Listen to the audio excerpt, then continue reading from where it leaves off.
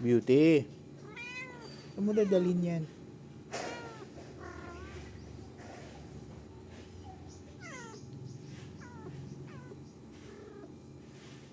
Dali na. Ay nako.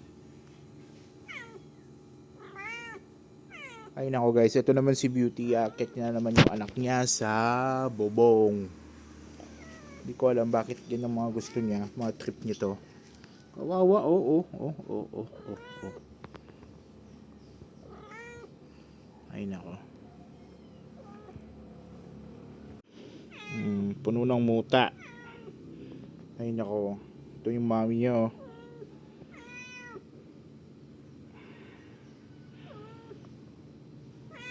Ayan, nanaugasan ko na yung mukha niya.